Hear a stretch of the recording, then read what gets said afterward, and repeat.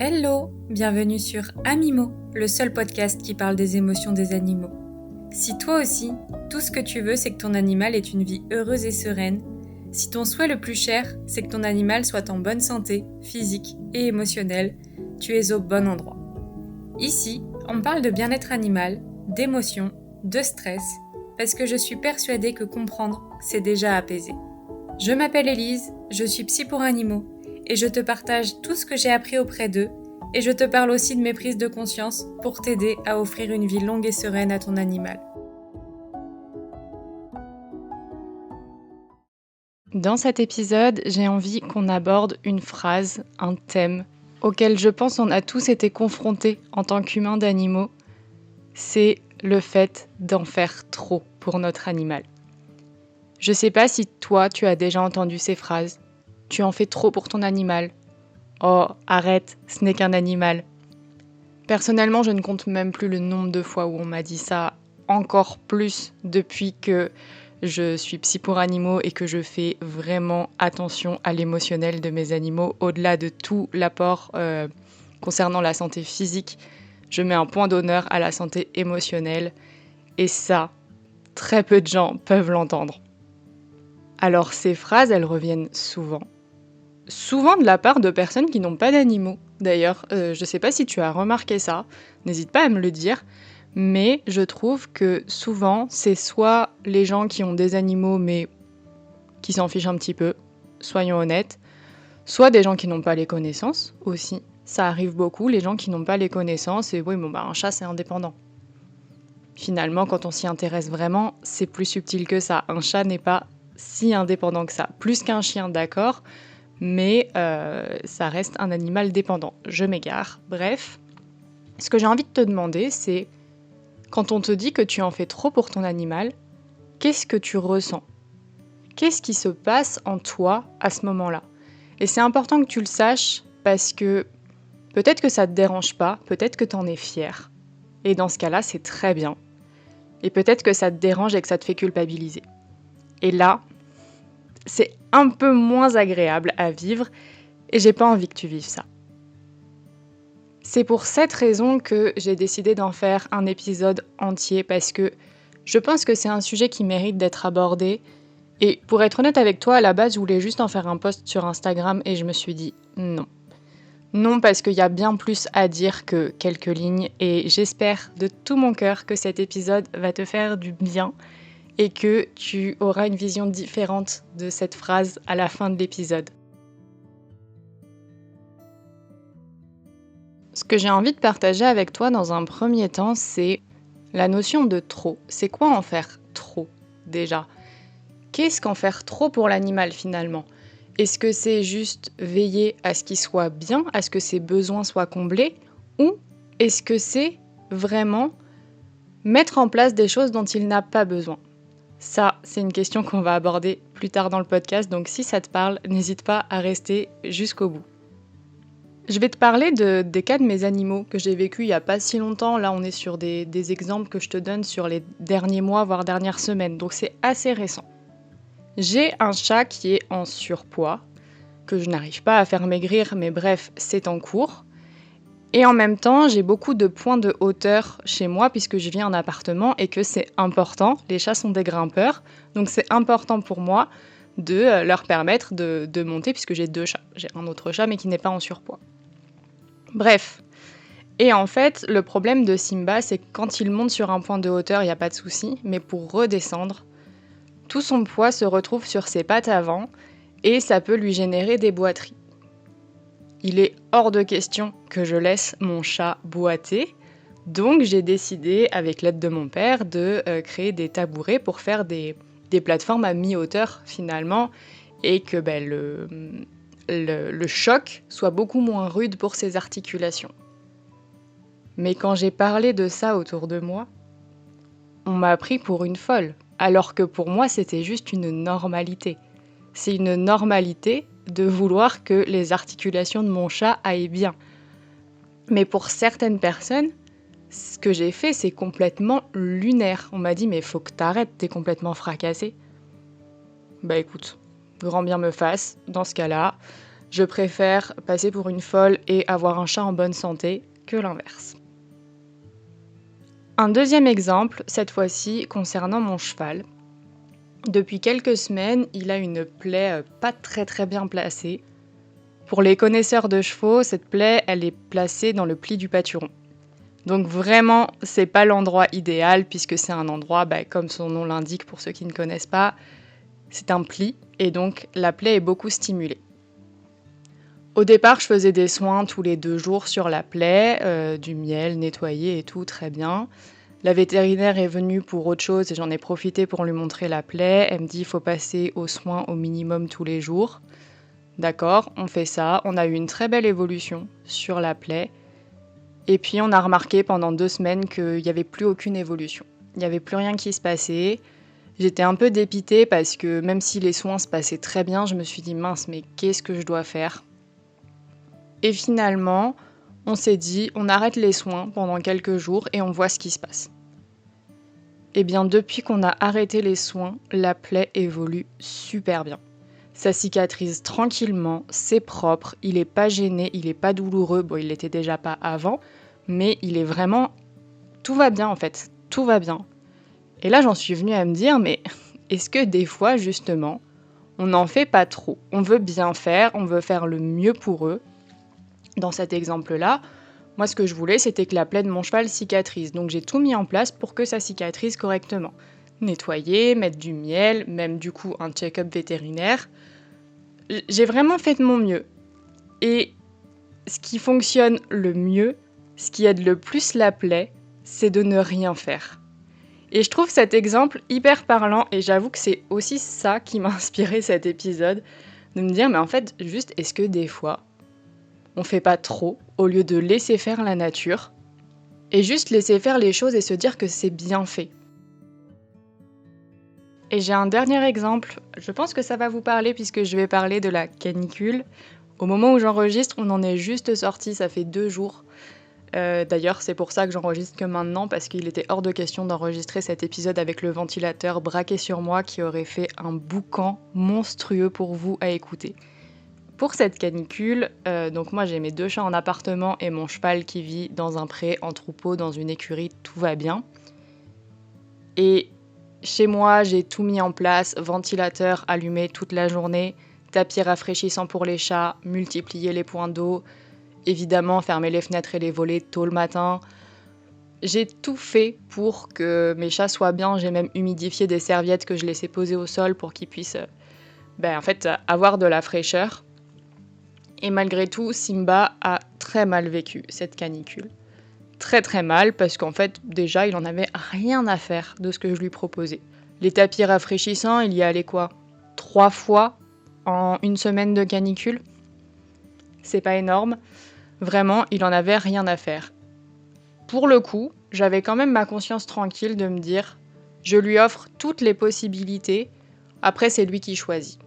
C'est quelque chose que j'aime beaucoup faire, c'est de me dire, ok, moi je fais de mon mieux, mais je ne force pas mon animal, j'estime qu'il sait ce dont il a besoin. En l'occurrence, Simba, il a préféré se coucher sur le parquet et changer de spot au fur et à mesure, je pense quand ça devenait trop chaud. C'est ok. Et à côté de ça, mon cheval, qui vivait dehors pendant cette canicule, enfin qui vit dehors tout le temps, mais du coup pendant la canicule il s'y retrouve, il a passé ses journées en plein soleil et il a super bien vécu cette canicule. Que ce soit moralement ou physiquement, il n'y a rien à dire. J'ai fait confiance à l'écurie dans laquelle il est en pension et vraiment tout s'est très bien passé. C'est que quand je venais le voir tôt le matin, il était complètement normal, déter, flash comme d'habitude quoi, tout va bien.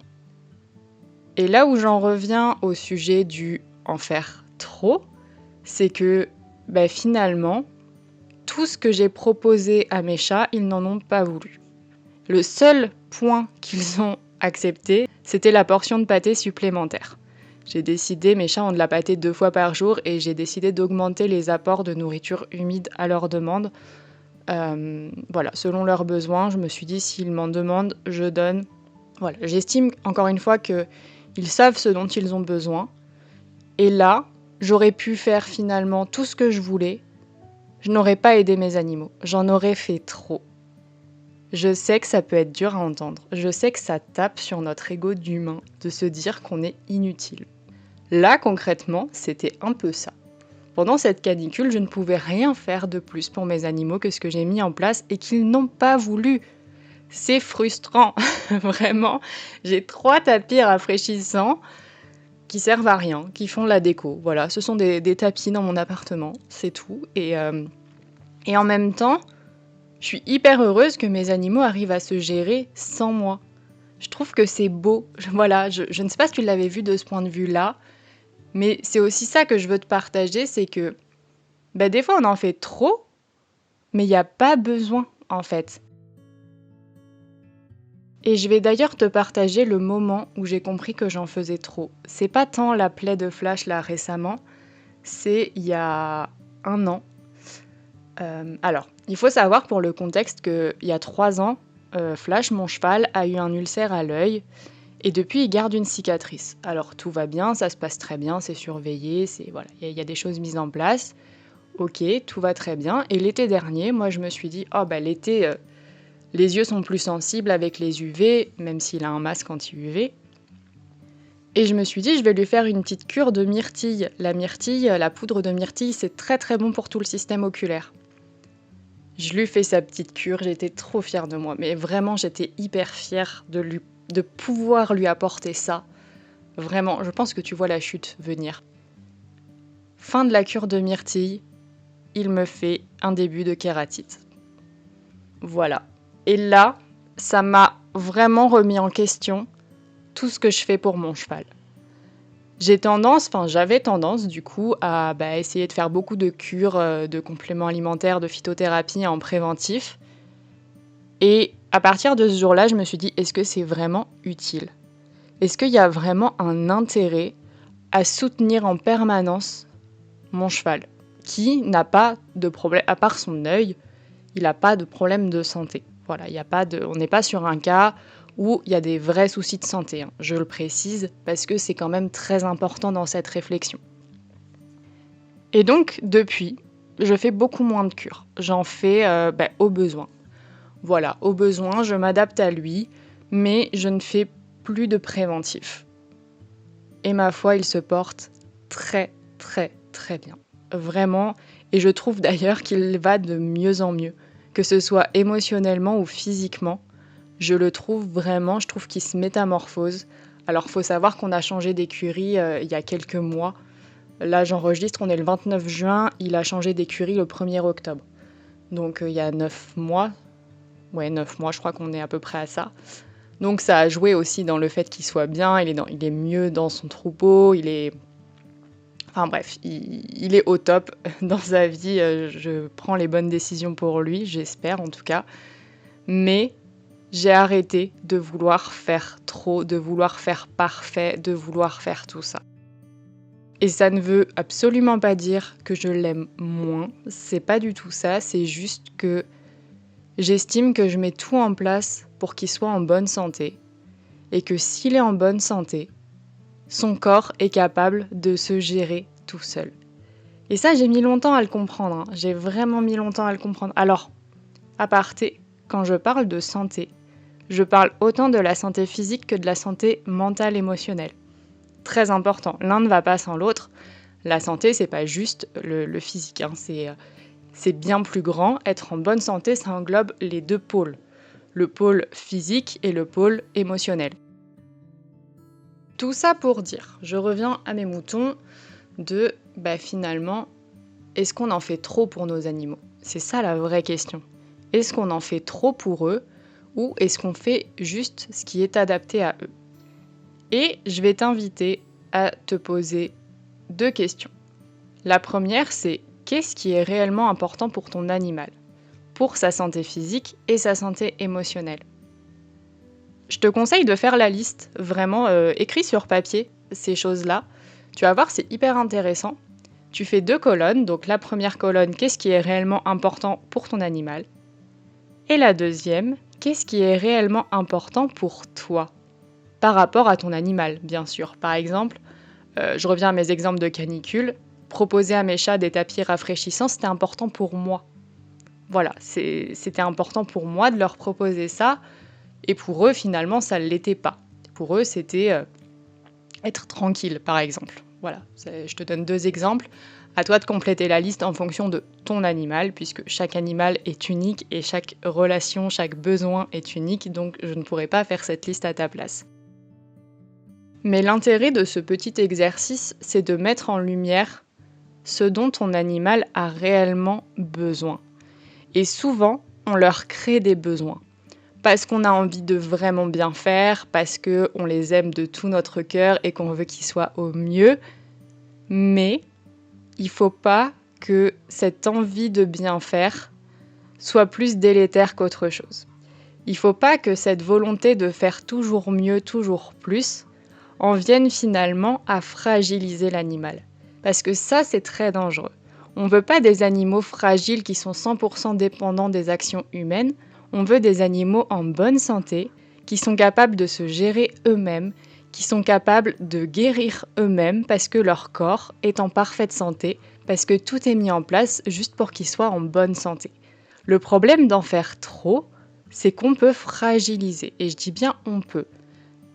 Ça ne veut pas dire que c'est systématique, mais il y a quand même des risques. Et ça, il faut l'avoir en tête. Et je sais que c'est dur à entendre, je sais qu'il y a du déni, je sais que potentiellement, là, tu te dis « Non, mais moi, je fais juste ce qu'il faut et c'est tout, de toute façon, voilà, c'est comme ça, et puis j'en fais pas trop. » Oui, ok, mais juste, moi, ce que je t'invite à faire, c'est de prendre du recul justement sur ce que tu fais, pour être sûr que ce que tu fais est juste. Pour être sûr que ce que tu fais, c'est ce que ton animal a besoin que tu fasses pour lui. C'est ça l'intérêt de cet épisode. Ce que j'ai envie de te dire pour conclure cet épisode, c'est que pour certains, t'en feras toujours trop. Et c'est ok. Et peut-être que pour toi, tu fais le strict minimum. Mais finalement, l'un ou l'autre, ça n'a pas grande importance. Le plus important dans tout ça, c'est de faire ce qui est juste pour ton animal. C'est tout ce qui compte. C'est pas ce que les autres en pensent, c'est pas ce que toi tu as besoin de faire pour être utile, c'est ce dont ton animal a besoin pour être en bonne santé. C'est ça, ni plus, ni moins. Et du coup, j'ai envie de t'amener à une réflexion, donc tu auras eu 2 exercices dans cet épisode. Note bien cette question, je te la mets en description si jamais tu n'as pas la possibilité de l'écrire tout de suite. La question c'est, est-ce qu'il y a quelque chose que tu fais pour ton animal par habitude, sans savoir si ça lui convient vraiment ? J'en ai terminé pour cet épisode. Si jamais tu as envie de recevoir les contenus des épisodes par écrit, si tu veux recevoir des pistes de réflexion, si tu veux avoir aussi toutes les nouveautés en avant-première, je t'invite à cliquer sur le lien que je mets en description pour pouvoir t'inscrire et donc recevoir tout ce que je viens de te citer auparavant. Je te remercie grandement pour ton écoute et j'espère te revoir très bientôt dans le prochain épisode. Passe une très belle journée.